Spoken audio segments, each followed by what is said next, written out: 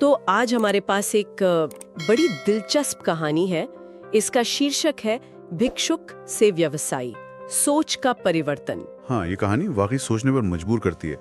एक आदमी जो सड़क पर था और फिर हाँ, मतलब सोचिए, जो भीख मांग रहा था वो कुछ ही महीनों में अपनी चाय की दुकान का मालिक बन गया। ये हुआ कैसे? बिल्कुल, और ये कोई जादू नहीं था, ये अंदर का बदलाव था। शुरुआत में तो तस्वीर बिल्कुल अलग थी, है ना? एकदम मायूस, थका हारा सा भिक्षुक। हाँ, फटे पुराने कपड़े और चेहरे पर एक निराशा। उसे लगता था बस यही है उसकी किस्मत। लोग भी अनदेखा कर देते होंगे और वो शायद खुद को ही कोसता रहता होगा। बिल्कुल, और यही कहानी की खास बात है।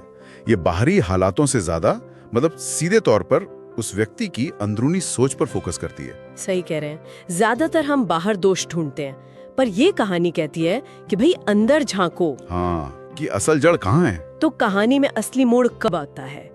वो एक सज्जन व्यक्ति मिलते हैं उसे, है ना? जी। एक राह चलते सज्जन, और वो उसे कुछ ऐसा कह जाते हैं जो उसे हिला देता है। क्या कहते हैं वो, कुछ याद है? हाँ, वो कहते हैं कि तुम्हारी ये जो हालत है ना, तुम्हारी ये गरीबी, ये तुम्हारी सोच में है। ओह, ये तो बड़ी सीधी बात कह दी उन्होंने। हाँ, और आगे कहते हैं अगर तुम अपनी सोच बदलोगे तो तुम्हारी जिंदगी खुद ब खुद बदल जाएगी।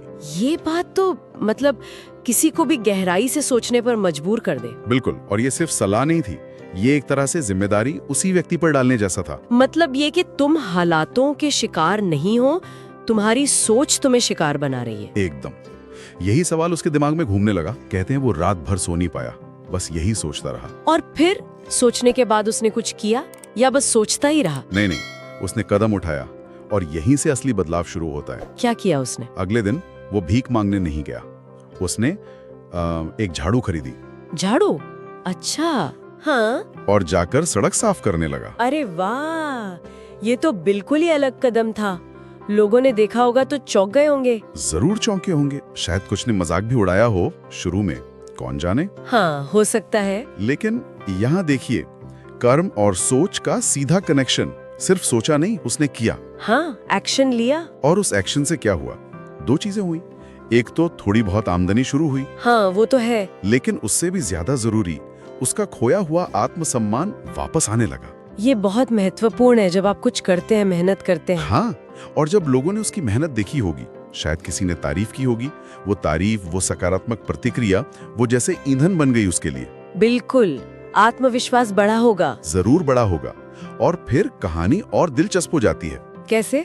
वो जो थोड़े थोड़े पैसे कमा रहा था ना, उसे वो बचाने लगा, बड़ी मेहनत से। अच्छा, बचत करना शुरू किया उसने? हाँ, और कहते हैं कुछ ही महीनों में उसी बचत से क्या किया? उसी सड़क पर एक छोटी सी चाय की दुकान खोल ली। क्या बात है। भीख मांगने वाले से चाय की दुकान का मालिक। हाँ, सोचिए जरा, भिक्षुक से एक मेहनती व्यवसायी। ये तो कमाल का परिवर्तन है। और जैसा मैंने पहले कहा, ये सिर्फ पैसों का बदलाव नहीं था। हाँ, ये तो समझ आ रहा है। ये उसकी पूरी पहचान बदल गई, उसका आत्मविश्वास, समाज में उसकी जगह, सब कुछ। वो जो पहले शायद नजरें झुकाकर चलता होगा, हाँ, अब शायद लोगों से आंख मिलाकर बात करता होगा।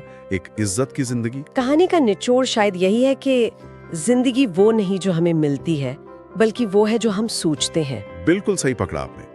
सोच बदली तो कर्म बदला, कर्म बदला तो हालात बदल गए। ये सिर्फ रवैया बदलना नहीं था, ये हकीकत बदलना था। एकदम। तो इस पूरी चर्चा से, इस कहानी से मुख्य सीख क्या मिलती है हमें? मेरे ख्याल से सबसे बड़ी सीख तो यही है कि हमारी सोच में मतलब गजब की शक्ति है।